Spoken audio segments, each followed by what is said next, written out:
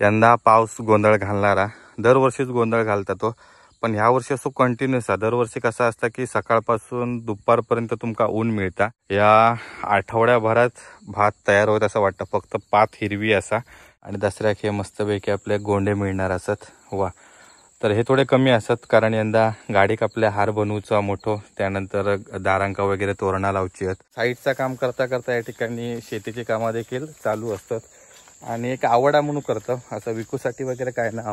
का घरातल्या घरात भाजी मिळाली, भात त्याच्यानंतर नाचणी वगैरे मिळाली, आपल्यासाठी भरपूर झाला।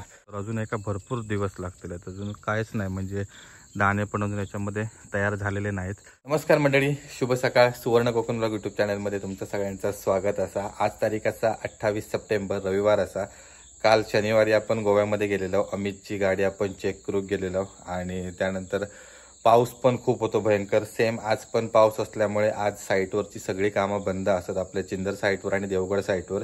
त्यामुळे आज घराकडचीच कामं करूची असत। तर या व्हिडिओमध्ये मस्तपैकी आपण आपल्या जरा शेतात फिरून येणार आहोत, कारण आज काय जास्त आपल्याकडे साईटवर जाऊचं काय काम नाही, किंवा जी लॅपटॉपवरची कामं असतली तीच आपण करतलो।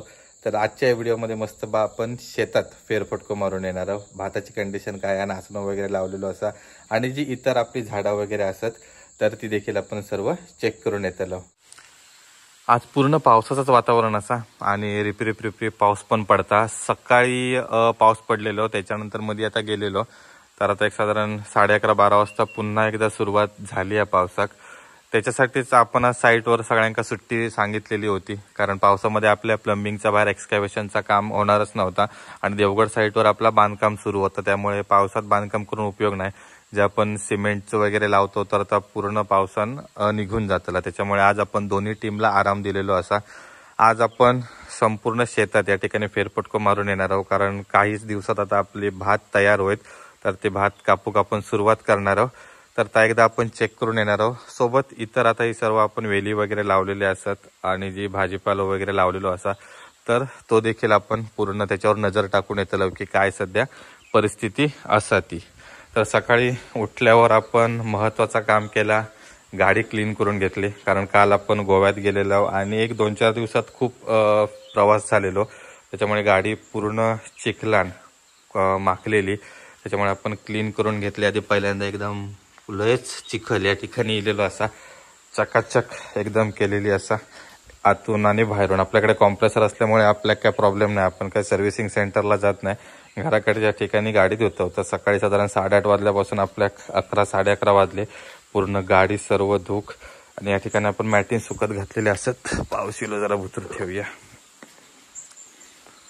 पाऊस काय कमी होण्याचा नाव घेत नाही, बारीक बारीक पडता, तरी पण आपण इकडे चला या।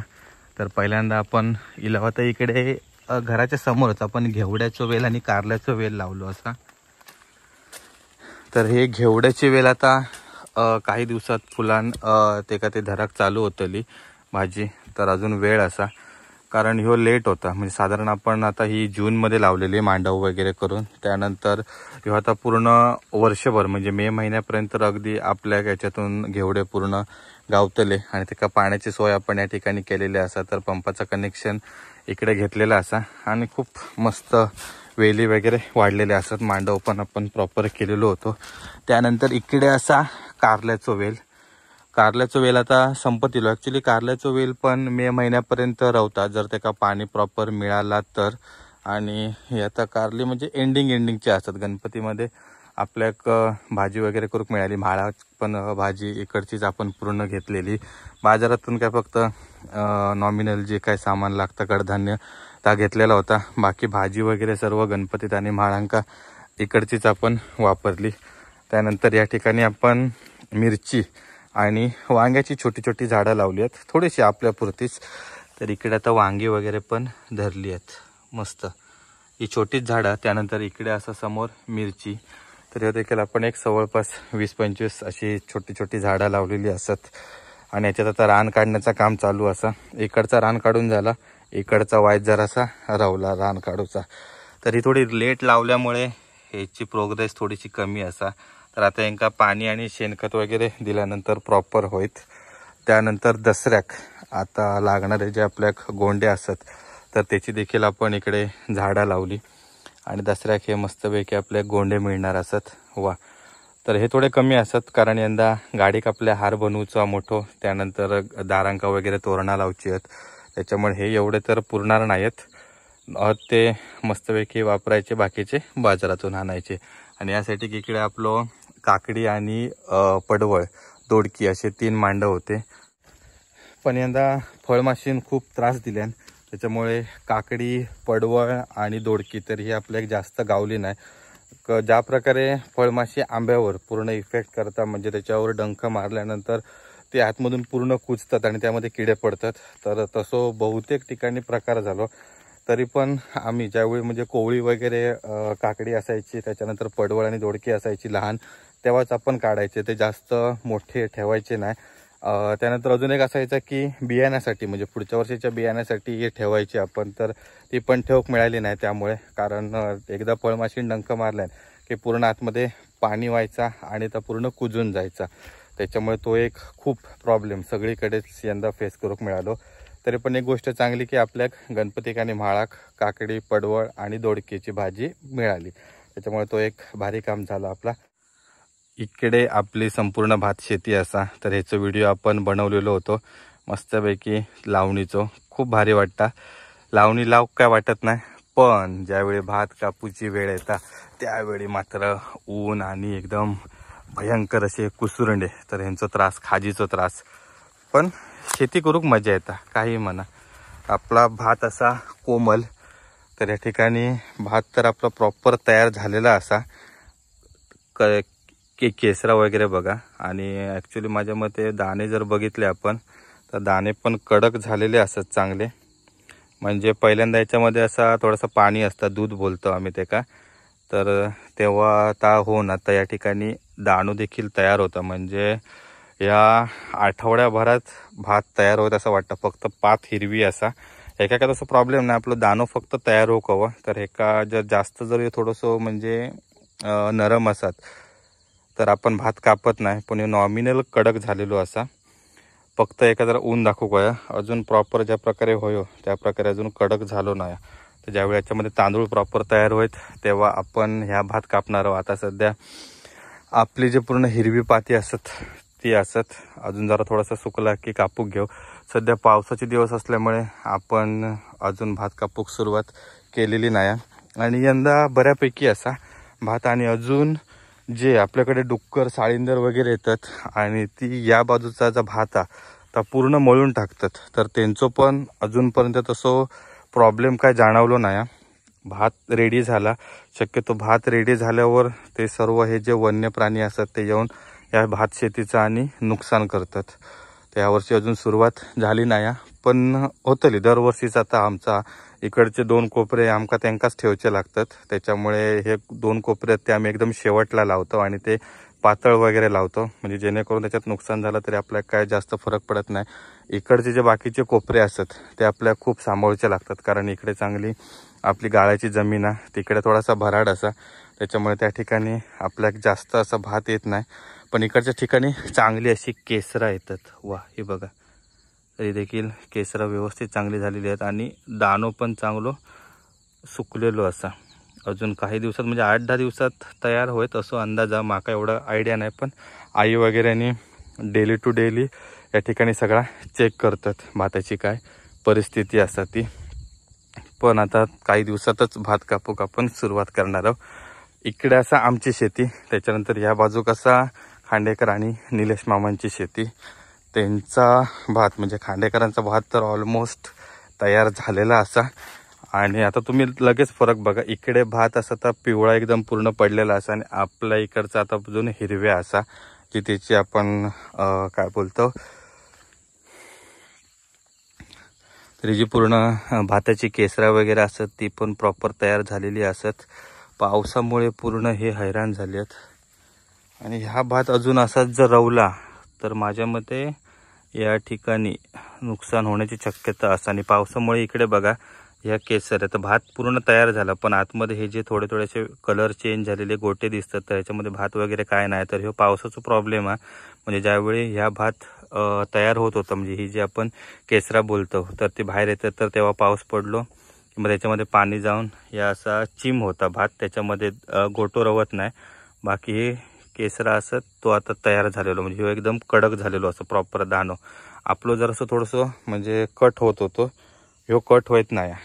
तर अजून जर आता पाऊस असोच राहिलो, अजून 2 दिवस पाऊस दाखवता, म्हणजे सोमवार मंगळवार पाऊस पडणार अशी शक्यता असा.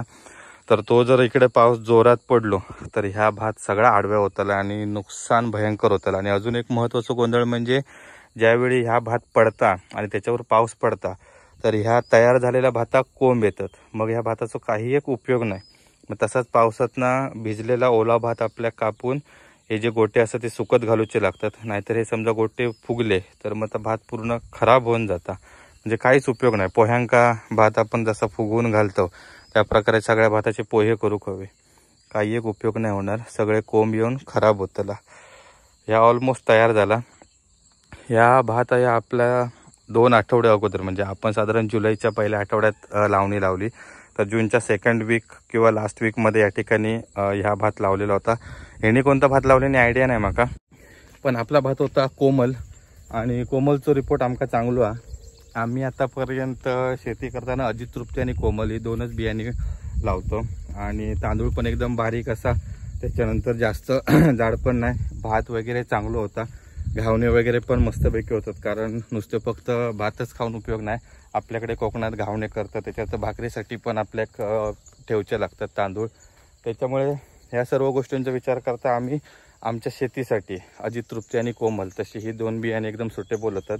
बरडी शेती एकदम मस्त. साधारण महान भात म्हणजे जास्त दिवसांचा जर भात आपण लाव गेला तर त्याच्यासाठी गाळ्याचे कोपरे आणि लागतात, त्यांना जास्त दिवस लागतात, कारण त्यांच्यामध्ये पाणी वगैरे एकदम तुडुंब असता रवलेला. बरडाची शेती एकदम पूर्ण लगेच सुकता, त्याच्यामुळे भात लवकर तयार होता, कारण त्याच्यानंतर त्यांना पाणी मिळत नाही. त्यामुळे कमी दिवसाची जी बियाणी असतात ती बरडी शेतींका लावतात, आणि जास्त दिवसांची बियाणी असतात तर ती या ठिकाणी गाळाच्या शेतींका लावतात. आणि गाळाच्या शेतींका एकदम भाताची केसरा पण भारी असतात, म्हणजे उत्पन्न जास्त येतात. भरडी शेती त्या मनात कमी येतात. आता ही कोमल अजित तृप्ती भातांची केसरा असतात, हे एकदम आपल्याला जरा छोटी वाटतात, पण ह्यात जर तुम्ही भात गाळाच्या शेतीत जर लावलास तर म्हणजे भारी, साधारण छाती एवढा पूर्ण भात वाढता. आता इकडे आपण आपला भात बघू गेला तर साधारण माझ्या मते एक 2.5 ते 3 फुटापर्यंत फक्त वाढलेला असा. गाळाच्या शेतींका जवळपास 4-4.5 फुटापर्यंत वाढतात, आणि केसरा पण एकदम भरगच्च येतात. म्हणजे आमच्याकडचे जे 4 ते 5 कोपरे आहेत तर त्या पीक या गाळाच्या एका कोपऱ्यात येतात. आणि कारण आम्ही स्वतः अनुभव घेतला, मामांकडे गाळाचे कोपरे आहेत आणि आमच्याकडे भरडी शेती आहे, त्याच्यामुळे सरळ सरळ डायरेक्ट आपल्या कंपॅरिझन कळतं. तर मंडळी, आपण आता भात शेती जरा पूर्ण चेक करून चाललो. आता परत नाचण्याच्या शेतीकडे, तिकडे आपण एक 2-3 कोपरे लावले आहेत. यंदा पाऊस गोंधळ घालणारा, दरवर्षीच गोंधळ घालता तो, पण ह्या वर्षी असं कंटिन्युअस आहे. दरवर्षी कसं असतं की सकाळपासून दुपारपर्यंत तुमका ऊन मिळता, तेव्हा आपल्या भात वगैरे कापून सुकत घालू किंवा आणूक मिळता, आणि संध्याकाळी वगैरे चालू होतं. तर दरवर्षी असंच असतं. एक वर्ष तर पूर्ण पाऊसच पडलेलो. ह्या वर्षी पण आता ह्या 4-5 दिवसात पाऊस सांगता, त्याच्यानंतरचे काय अपडेट आहेत काय माहिती नाही, कारण मान्सून आता परतीच्या मार्गाक लागलेलो असा, त्याच्यामुळे शक्यता की पाऊस जाऊन देत. त्याच्यानंतर यंदा तरी भात पीक एकदम व्यवस्थित असं आता घरात येऊन देत, नाही तर पाऊस पडलं तर ह्याची पूर्ण वाट, आता खांडेकरांच्या कोपऱ्याची तर वाट लागण्याचे चान्सेसच असतात, कारण भात त्यांचा पूर्ण तयार झाला पण पावसामुळे ते कापू शकत नाही. आपला अजून थोडं 1-1.5 आठवडं लागत आपल्या भाताक, त्याच्यामुळे अजून आपल्यासाठी एक चांगली गोष्ट आहे. पण खांडेकरांचं नुकसान होतला, त्याच्यामुळे त्यांची परिस्थिती खूप वाईट आहे. भात शेतीनंतर आता आपण इलो आपल्या नाचणीच्या प्लॉटवर. तर इकडे वरी असत साईड लावलेले, तर ते काही चांगली मस्तपैकी अशी ह्या इली असत. नाचणं अजून काय तयार दिसत नाही, लहान लहान हातासो म्हणजे तयार होता, तर अजून एका भरपूर दिवस लागतील. अजून काहीच नाही, म्हणजे दाणे पण अजून याच्यामध्ये तयार झालेले नाहीत. तर नाचणे आपण फक्त नाचण्याच्या भाकरीसाठी लावतो, ते पण आपल्या पुरतेच, विकूसाठी वगैरे काय आपण लावत नाही. आणि हे त्यासोबत वरी, तर याची भाकरी वगैरे एकदम पूर्ण चांगली होता. त्याच्यानंतर दसऱ्याच्या वेळी आपल्या एक जे आपण तोरण बांधतो त्याच्यामध्ये आपण नाचणे आणि वरीचा देखील वापर करतो, त्याच्यामुळे आपण ही सगळी लावतो. नाचण्याचं एक पूर्ण कोपरो असा आणि जी पूर्ण मेरा असा तर त्या मेऱ्यानं आपण ही वरी लावलेली असा. तर हेका अजून भयंकर वेळा आणि अजून काही एक तयार नाही झालेत, कारण ह्यो खूप उशिरा लावलेलो होतो. भात शेती झाल्यानंतर आम्ही निलेश अनभवने त्यांची शेती केलं, त्याच्यानंतर मग आपण इकडे नाचणं लावलं. त्याच्यामुळे या ठिकाणी ह्यो अजून खूप पाठीमागे असा आणि भात कापून झाल्यानंतर माझ्या मते एक अजून एका 3-4 आठवडे हवेच, त्याच्यानंतर हे तयार होत. बाकी एका पाण्याचं वगैरे काय जास्त टेन्शन नसतं, एकदम पीक चांगला येतं. आंबाबागेत फेरी मारती झालीत, पण आता रान खूप वाढलेला असा इकडे, त्याच्यामुळे आता आपण याच्यात काय फेरी मारणार नाही, कारण जे सरपटणारे प्राणी वगैरे नाही असतात, त्याच्यामुळे इकडे काय फेरी मारण्यात अर्थ नाही. पण आता भात शेती झाल्यानंतर आपल्या ह्या देखील रान पूर्ण ग्रास कटरने क्लीन करूचा असा आणि मग त्याच्यानंतर भात कापणीनंतरचा आपला कार्यक्रम असतो की कलमांवर फवारणी करणे आणि तो पूर्ण मग साधारण फेब्रुवारी-मार्चपर्यंत ता काम चालतला आणि मग त्याच्यानंतर आंबे काढणे.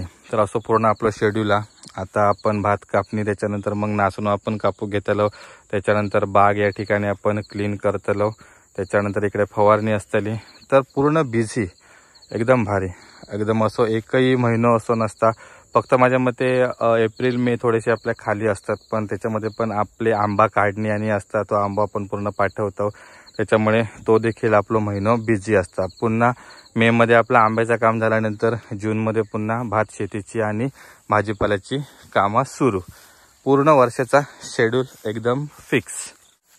मजा येतं, म्हणजे साईडचं काम करता करता या ठिकाणी शेतीची कामं देखील चालू असतात आणि एक आवडा म्हणून करतं. असं विकूसाठी वगैरे काय ना, का घरातल्या घरात भाजी मिळाली, भात त्याच्यानंतर नाचणी वगैरे मिळाली, आपल्यासाठी भरपूर झाला. चला आता दुपारी जेवूया आणि मस्तपैकी साईडचं काम काय असतात ता करूया.